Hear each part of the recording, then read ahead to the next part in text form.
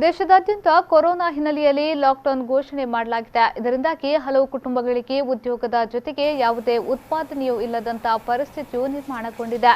Lockdown ಅನ್ನು ಯಶಸ್ವಿಯಾಗಿ ಜಾರಿಗೆ ತರಲು ಪೊಲೀಸ್ ಇಲಾಖೆ ಹಗಲಿರುಳು ಶ್ರಮಿಸುತ್ತಿದ್ದು, ಇಂತಹ ಪೊಲೀಸರಿಗೆ ಪ್ರತಿನಿತ್ಯ ಉಪಹಾರ ಪೂರೈಸುವ ಕಾರ್ಯದಲ್ಲಿ ಪುತ್ತೂರಿನ ವ್ಯಕ್ತಿಯೊಬ್ಬರು ನಿರತರಾಗಿದ್ದಾರೆ.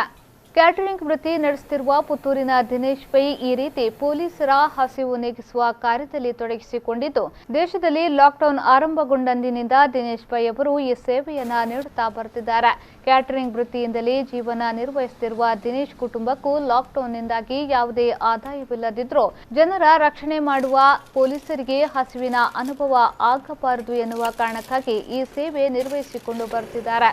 ಮಾತ್ರವಲ್ಲದೆ ಪುತ್ತೂರು ನಗರದಲ್ಲಿರುವ ನಿರಾಶ್ರಿತರಿಗೆ, ವಲಸೆ ಕಾರ್ಮಿಕರಿಗೂ ಉಪಹಾರದ ವ್ಯವಸ್ಥೆಯನ್ನ ಕಲ್ಪಿಸುತ್ತಿದ್ದಾರೆ.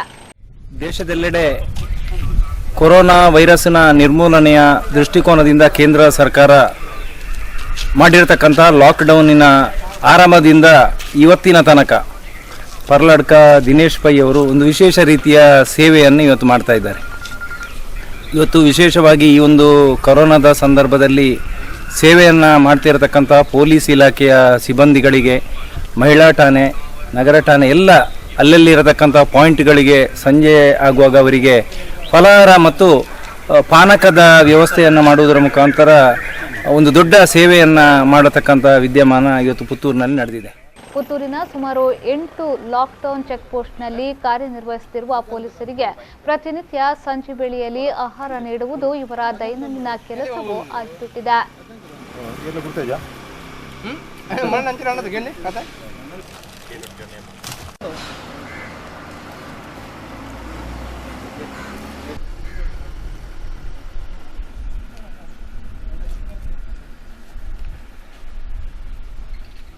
ದಿನೇಶ್ ಪೈ ಎಂಬುವರು ಪೈ ಕ್ಯಾಟ್ರಿಂಗನ್ನು ಇಟ್ಟುಕೊಂಡು ಅವರು ಸುಮಾರು ಈಗ ಲಾಕ್ಡೌನ್ ಆದ ಹೊತ್ತಿನಿಂದ ಇಲ್ಲಿಯ ತನಕ ನಮ್ಮ ಪುತ್ತೂರು ಸಂಚಾರ ಠಾಣೆ, ಪುತ್ತೂರು ನಗರ ಠಾಣೆ, ಮಹಿಳಾ ಠಾಣೆ ಪಾಯಿಂಟ್ನಲ್ಲಿರುವುದು ಮತ್ತು ಸ್ಟೇಷನ್ನಲ್ಲಿರುವಂಥ ಸಿಬ್ಬಂದಿಗಳಿಗೆ ದಿನಾಲು ಉಪಹಾರ ಮತ್ತು ಚಹಾದ ವ್ಯವಸ್ಥೆ ಮಾಡಿಕೊಂಡು ಬಂದಿದ್ದಾರೆ.